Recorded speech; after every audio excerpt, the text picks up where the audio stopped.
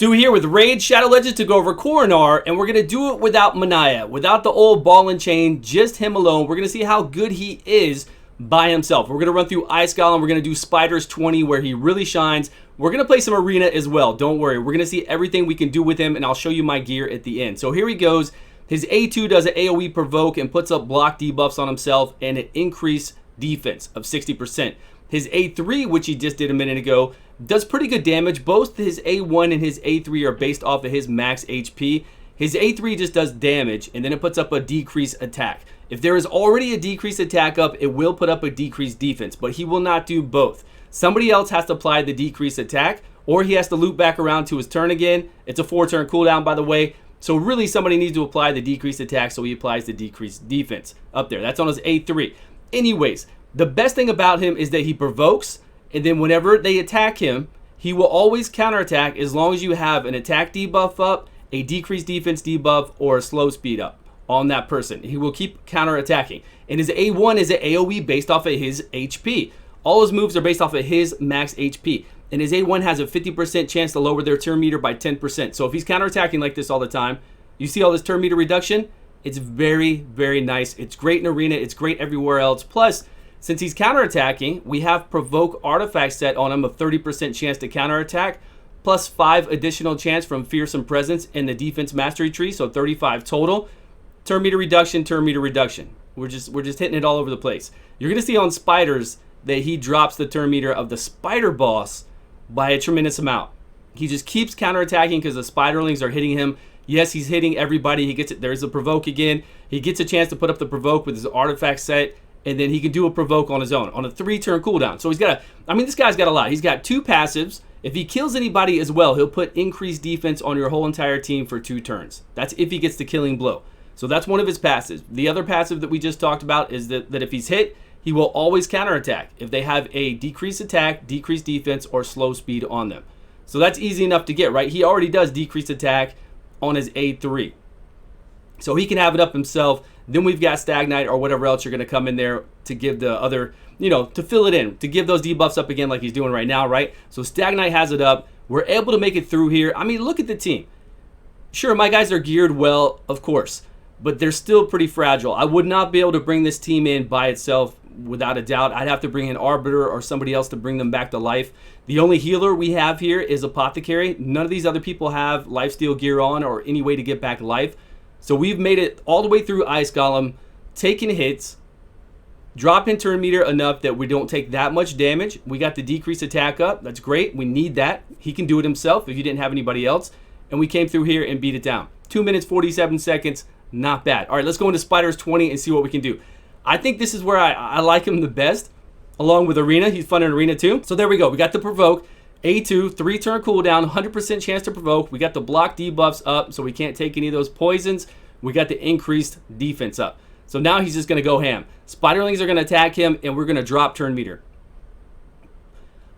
Also, we have the Cold Hearts to drop the turn meter, right? But once the Cold Hearts get it down, here we go. Cold Heart got it down all the way. Now we can see it. Drop the turn meter there. Great. We can keep seeing him lowered enough because we have to go through 4 turns. We need 4 total turns for the Cold Hearts to come back around to get to their Heart Seekers again. Otherwise, we're going to be in some serious trouble.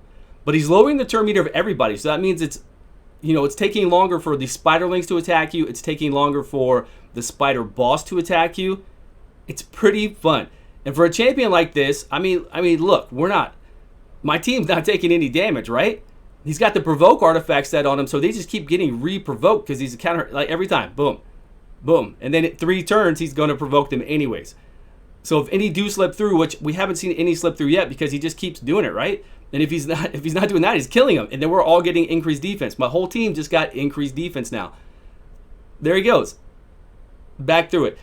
I think putting a provoke set on him with Fearsome Presence in the defensive tree is amazing. It's really amazing. I'll show you at the end what kind of gear I have on him. 4-piece provoke set, 2-piece accuracy set, and we'll look at his masteries as well. He's a fun champion. I think he's really fun. Obviously, if you have Mania with him, he hits 2 times on his A1 and has a 100% chance to decrease the turn meter by 10%. So he's going to decrease the turn meter of everybody when he counterattacks by 20%. Or he's going to try to, right? But 20% every time he counterattacks. And if she's there, he always counterattacks no matter what anyways.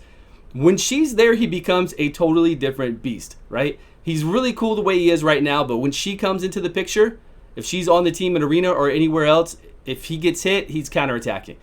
If he's counterattacking, then he's going to drop the turn meter or try to 2 times by 10%.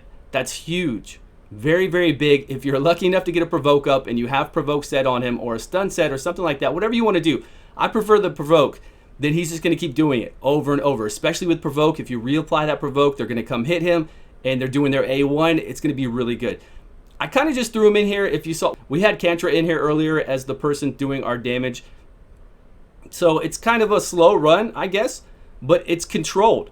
Totally controlled. We have, you know, on a 3-turn cooldown to provoke, it's like Angar or Molly Tankard or any of the rest that are really strong at doing Umbral Enchantress, even doing the AoE provoke. Getting it up and keeping it up, though. That's what he's doing. Look at this. He's just, and with the turn meter reduction, that's what I really love about it. Even though it's 50% chance to do 10%, it's still really good.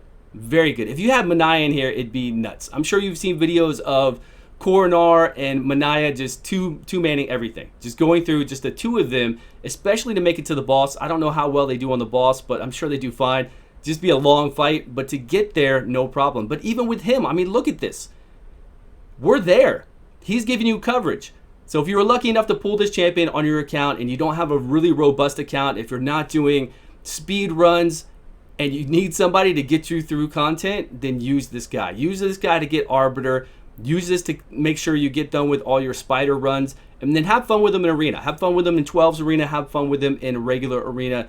He's a good champion to have. You know, place him with somebody like Madame Cirrus that can go in there and do, you know, take off all their debuffs, decrease attack, decrease defense, and then let him provoke everybody after that. Right after that, he provokes them all. And then he keeps trying, if you have a provoke set on him or whatever set you have, then he keeps trying to reapply the provoke, stun them, or anything else. Here, here he can try to drop the turn meter, but we don't want to be hit. We don't want the Fire Knight to take another turn. Okay, right after this, we're going to go into arena, and then we will show the gear I have on him and the masteries we've got. So, you know, kind of the same team, right? We've got the same team, but honestly, I feel like you could bring any team in here, and we're bringing Fragile Cold Hearts. You could bring any team with this guy the way I have him set up, and your people aren't going to be attacked. 2 minutes, 36 seconds, respectable, right? Good time right there. Let's go into arena and see what we can do. Now, I did a lot of arena battles. I did maybe like 20, I don't know, 15 or something like that. Not all of them were good. For the most part, I would say 80% of them weren't that good. We are in Platinum Arena. I tried to go up against people that were strong. We got Sifis in here, right? We've got this team. I think I fought the first 2 times and lost. I think I lost 2 of the first 2 times. Some of them were like super close or long and drawn out. Now we know we're going to provoke Foley. We know that. It's okay. I wanted to see what kind of damage Foley could do, because when you've got decreased attack on somebody like Foley or Trunda, it's not that bad, right? It's not that bad at all. So even if we provoked him to go, I wasn't too worried about it.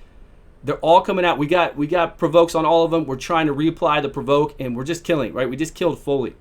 Easy stuff. We're doing a little bit of damage, right? It doesn't look like a lot, but we're doing it every time they come after us, and we're trying to drop their turn meter down.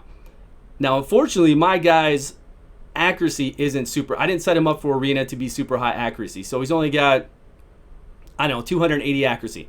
There you go. That was A3, right? A3 did good damage. We just crit, and I don't even have him set up for crit and critical damage. If I did, keep that in mind now. I just have him with a lot of HP. I don't have him set up with crit critical damage. If we did, he'd probably do a lot more damage, and we could have some fun. We're going to go and play with Hell Hades to see if he could take a new kit from a Blender comp,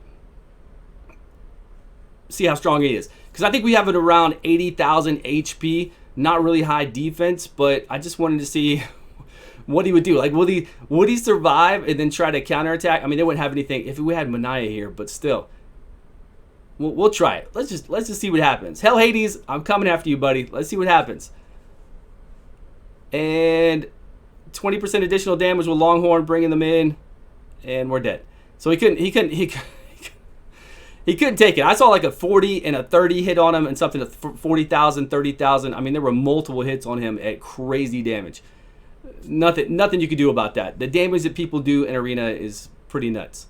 Pretty nuts. Let's go on to one more team that I think is pretty decent. Oh, okay. Well, they have a Kantra here, right? So we'll go in and see if we can provoke her Watch her steal buffs, right? On her A1, she has 2 hits and she can steal 2 buffs. Watch what she's gonna do. She's gonna take everything our boys got on him. Okay, we're able to get, right? We gotta be fast, we gotta get the provoke off, otherwise he's useless. When I went up against CFs, I would get a provoke off like this, and then it would work for a turn, but I wouldn't get a reapplied provoke on her. You know, with the artifact set, I just wasn't hitting 35% chance.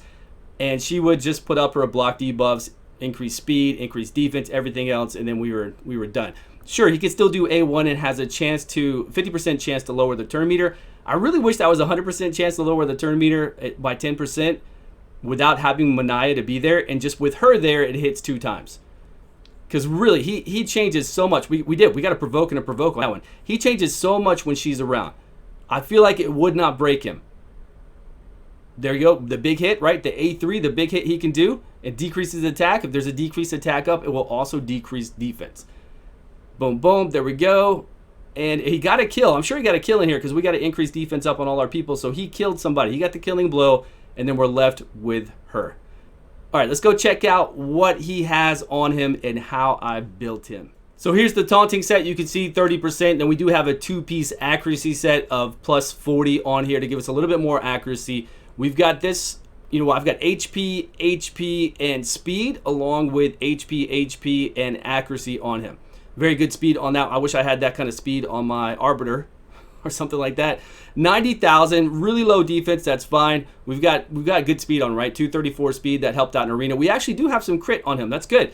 I'm surprised we have so much crit. 286 accuracy. So again, the only thing I would change on him, if I could change anything, it would be a 100% chance to decrease each target's turn meter by 10%, because when Mania's there, he gets to do that 2 hits now at 100% chance. So 1 hit at 100% chance without her there would be really cool. Yeah, we do get this, and when she's here, he removes all debuffs and everything from there, and then places the rest of it. But we don't need her.